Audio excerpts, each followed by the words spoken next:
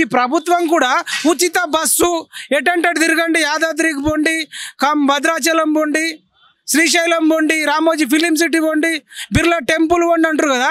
ఉచిత బస్సు ప్రయాణం కంటే ఉచిత వైద్యము, నాణ్యమైన వైద్యం ఇవ్వాలి. ఇది వదిలేసి ఉచితంగా బియ్యం ఇస్తాము, వండుకొని తినండి, చింతపండు ఇస్తాము, పులుసు పెట్టుకోండి, సబ్బు ఇస్తాము, రుద్దుకోండి, పౌడర్ ఇస్తాము, ముఖానికి పెట్టుకోండి, స్కూటీ కొనిస్తాము, తులం బంగారం ఇస్తాము, లగ్నం చేసుకుంటే ₹1,00,000 ఇస్తామట. ఈ దావకాన్లు చూస్తే రేపు మేము అడుగుతాం, బీఆర్ఎస్ని కూడా అడిగినాం, కేసీఆర్ని అడిగినాం, నీకు రోగం వస్తే నువ్వు ఉస్మానియా హాస్పిటల్కి ఎందుకు వస్తలేవు?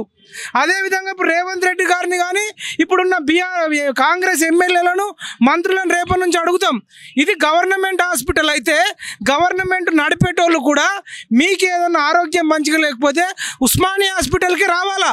మీరు మళ్ళీ యశోదకు పోతాము, లేకపోతే అపోలోకి పోతాము, పెద్ద పెద్ద హాస్పిటల్కి పోతామంటే ప్రజలకు కూడా బుద్ధి ఉండాలండి. మీరు అడిగేటప్పుడు వాళ్ళని ₹500 క్వార్టర్ కాదు, మాకు వైద్యం ఇవ్వండి, మీరు ఏ దవాఖానలోకి పోతే మమ్మల్ని ఆ దవాఖానలోకి తీసుకుపోండి. గవర్నమెంట్ హాస్పిటల్ అంటే ముఖ్యమంత్రి అన్నట్టు, ముఖ్యమంత్రి వేరే హాస్పిటల్కి పోతే ఇక్కడికి ఎవరు రావాలి మరి?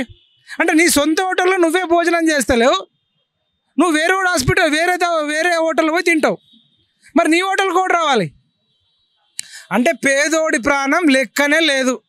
ఒక కోడికి ఎంతైతే విలువ ఉందో పేదోడి ప్రాణం కూడా గంతే విలువ ఉంది.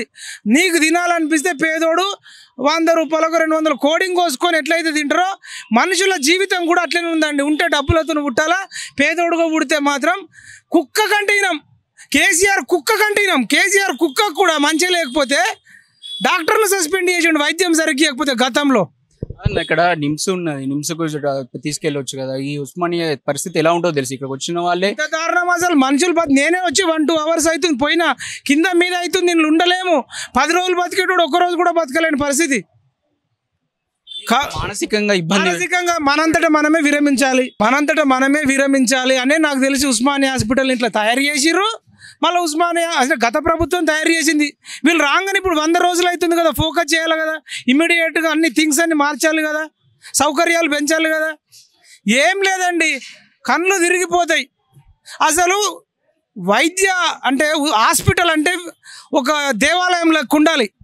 దేవాలయంలో ఎక్కడ పడితే అక్కడ ఉంచుతారా? దేవాలయంలో ఎక్కడ పడితే అక్కడ గుట్కాలు ఉంచుతారా? దేవాలయంలో ఎక్కడ పడితే అక్కడ ఊరుతుందా? ఊరదు. నీట్గా మంచిగా ఉంటుంది. నిలబడితే నా మీదనే 2-3 చోట్ల పడ్డాయి, స్లాపులు కురుస్తున్నాయి. వర్షాకాలం పరిస్థితి, ఇప్పుడు ఎండాకాలం ఎట్లా ఉంది, వర్షాకాలం పరిస్థితి ఏంది అసలుకి? అది వాష్రూమ్లలోకి వెళ్ళి వచ్చే వాటర్, అది ఇప్పుడైతే వర్షం అయితే లేదు కదా, వచ్చే వాష్రూమ్లలో వాటరే, అంత ఘోరంగా ఉంది లోపల. ఎక్కడికక్కడ జనరల్ వాడు ఉన్నారు, నేను చూస్తున్నా. ఒక ఆయన పొట్ట పడుకొని ఇట్లా ఒత్తుతున్నారు, ఆయన అని దగ్గుతున్నాడు. ఇప్పుడు మంచోని తీసుకపోతే ఆయనకి ఏదన్నా రోగం ఉందనుకో, ఆ తుప్పిర్లన్నీ ఈయనకు పడతాయి, ఈ రోగం అంటుకుంటుంది. ఆ పాత రోగంతో కొత్త రోగాలు అంటుతాయి. ఒక్కొక్కరికి క్షయవ్యాధి ఉంటుంది, ఇంకొకరికి అంటువ్యాధులు ఉంటాయి.